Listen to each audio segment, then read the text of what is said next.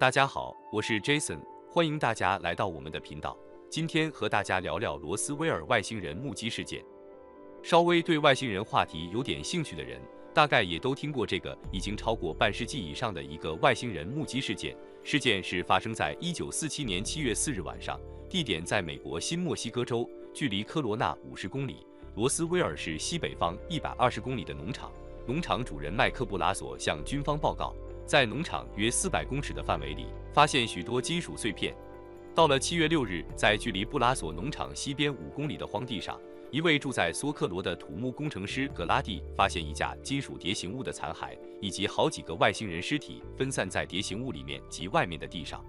这些尸体体型非常瘦小，身长仅100到130公分，体重只有18公斤，无毛发，大头、大眼、小嘴巴。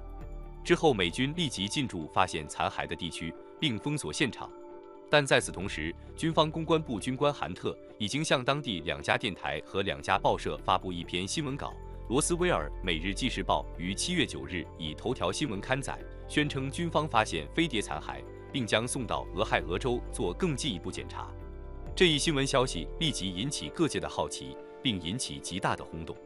然而，媒体发布消息后6小时，军队指挥官乔治·雷米将军却又另外急忙安排了一个记者会，推翻韩特之前的说法，改口宣称根本没有飞碟这回事，坠毁的物体只不过是带着雷达反应器的气象球而已。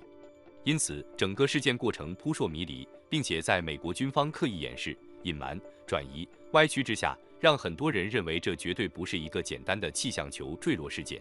事件发展到1994年9月8日。美国空军以负责内政安全和特别项目监理的部长理查·韦伯个人的名义，发表了一份题为《空军有关罗斯威尔事件的调查报告》的文件。该报告除推翻了优福派认为在罗斯威尔发现的坠落物是外星人飞行器这一说法之外，再次透露了该事件和当时一项被视为高度机密的侦察苏联核试验计划有关。报告具体介绍了该计划的详情，并且再次否认有任何飞碟坠毁的事情发生。然而，这个事件并未就此打住，其后还有很多关于此事件的报道。其中，我印象比较深刻的是2014年，还有美国专家放出解剖外星人照片；2015年也流出美国公布13万份解密档案，其中特别指出1947年的罗斯威尔事件里坠落3个幽浮，每个里面有4个0.8米高死去的不明人形生物。当然，这些爆出的事件仍然被许多人怀疑其可信程度与造假的可能。因此，整个罗斯威尔事件就像一个罗生门事件，有人相信，有人半信半疑，也有人自始至终认为是媒体与商业人所制造的骗局而已。但对我而言，我认为罗斯威尔只是外星人目击事件与人类接触的一个代名词。我们不应该把外星人过度神秘化。如果我们仔细观察大自然的变化与发展，人类所不了解的事物又何止外星人而已？人类对于生命与自身的起源，乃至于地球本身、宇宙等等都所知有限，自然外星人的存在也是我们人类所难以掌握的。但是我认为外星人可能比人类还早就居住在地球上，人类有可能只是外星人所繁衍出来的一个物种而已。说不定人类的祖先也是所谓的外星人在实验室所创造出来的生命而已。因为基督教常常在讲耶稣创造了人类，那么我不禁要问，是谁创造了耶稣？会不会有可能耶稣也就是所谓的外星人呢？因为人类到目前为止的科技知识仍然停留在地球的范围内，对人类而言，要离开地球到太阳系外坐太空船星际旅行仍然是未知的。因此，人类也只能把自己的思维与想法局限在地球上。但是，假设星际旅行是可行的，可以突破时间与空间的限制，那么人类的起源与未来的发展可能就不会局限在地球上而已。外星人可能其实就如同我们的邻居一样，平常可能就生活在我们身边，就像我们生活周遭就住着很多我们所完全不了解的生物一样。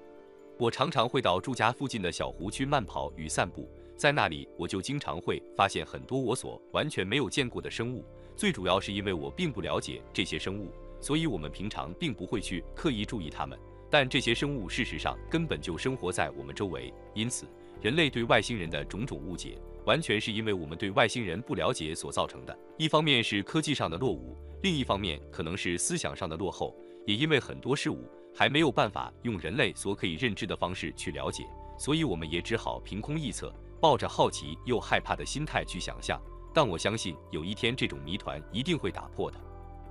这种情况很像当年哥伦布几次航行中到达过大安地列斯群岛、小安地列斯群岛、加勒比海岸的委内瑞拉以及中美洲。当他们刚登上岛时，那些原住民印第安人原本以热情和兴奋的心情来欢迎，却没有想到换来的却是血腥的掠夺与屠杀。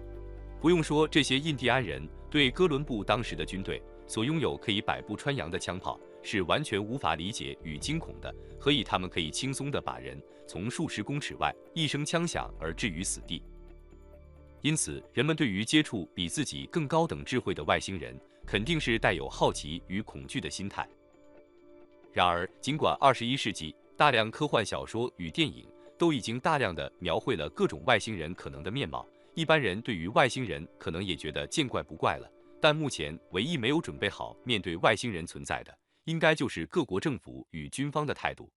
因为一旦官方政府宣称地球人类不再是地球上唯一的高等智慧生物后，人类的历史与文化，乃至于政治和经济都将掀起一个翻天覆地的变化。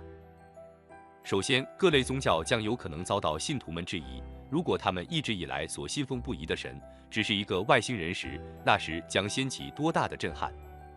目前很多宗教都一致性地提到，他们宗教的创始者都具有某种神奇能力，可以显示神迹。很多人甚至认为这些创始者就是神，但是没有人可以真正对神做一个明确的定义。难道具有某种特殊能力就可以被称作神吗？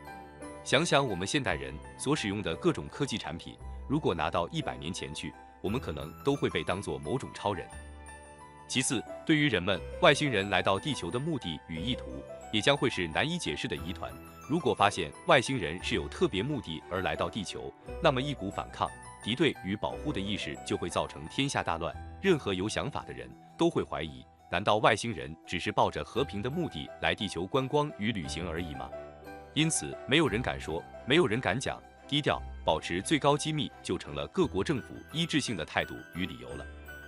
我认为罗斯威尔事件很可能是美国借助外星人科技自行研究的太空船或是飞碟测试所坠毁的，因为依照外星人的科技水准，他们的太空船应该不会那么容易坠毁。而且根据网络所留下来的各种照片显示，那台坠落的飞碟外形与设计完全没有外星人的科技水准。此外，按照当时的时空背景，1945年2次世界大战才刚结束，1947年正值美苏冷战的开始。美国杜鲁门总统发表了杜鲁门主义，并积极地实施所谓的马歇尔计划。而此时，人类已经有了相当程度的飞行技术，但唯一所欠缺的就是太空科技。因此，积极想要在太空科技上有所突破。所以，可能在罗斯威尔事件之前，美国政府应该就已经对外星人有所接触，甚至原子弹的制造技术也有可能是透过外星人的帮助，而赶在德国之前有所突破。因此，罗斯威尔事件的爆发只是美国政府与外星人接触的冰山一角，很可能早在19世纪初期就已经开始。不过值得一提的是，外星人可能也不是省油的灯，他们可能是与美国政府采取某种条件交换。外星人可能透过提供某种技术支持作为条件，让美国政府可以迅速取得霸权，结束2次世界大战。毕竟地球上大规模的战争可能对外星人在地球上的发展也没有好处，所以他们也希望尽早结束战争。不过也有另一种可能，就是外星人早已主宰了美国政府的部分运作与控制。与其说外星人替美国工作，倒不如说外星人利用了美国掌控了全世界。虽说这种想法过于大胆，但是也不无可能。如果外星人对地球的目的不是友善的，或是存在某种利益目的，那么就很可能像人类把动物关在动物园里观赏，建造大型的海上水族乐园，训练鲸鱼与海豚表演一样，完全是出自于自私与商业的目的与行为。外星人透过科技交换，让美国取得世界的经济霸权，间接地控制了地球上的资源与庞大的经济利益。毕竟以人类的科技能力，要掌握外星人的科技并不容易，最主要是人类科技可能与外星人差距甚远，就好像把电话拿给一只猩猩教会它使用，甚至模仿出人类传递声音学习讲话，这些可能都不是难事。但是要教会猩猩自己制造一只电话，那得等猩猩先进化个几十万年，搞懂了无线电波与声波的原理，然后还得研发出半导体与电路板制造技术才有可能。但人类要训练猩猩在马戏团里表演各种把戏，赚取门票费用，才是最有可能的。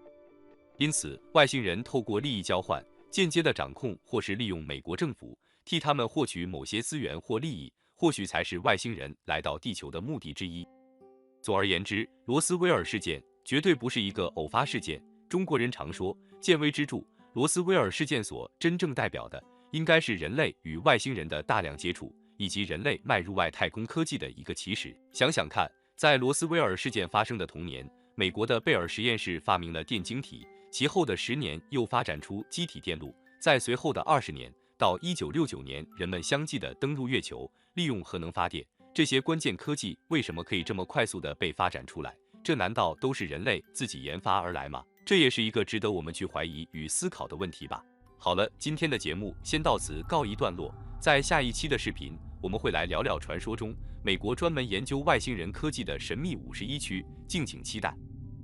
另外，也欢迎大家留言告诉我们您感兴趣的话题，我们都会考虑制作相关的节目。最后，也请喜爱我们频道的朋友们给予鼓励、点赞与分享，谢谢您，再会。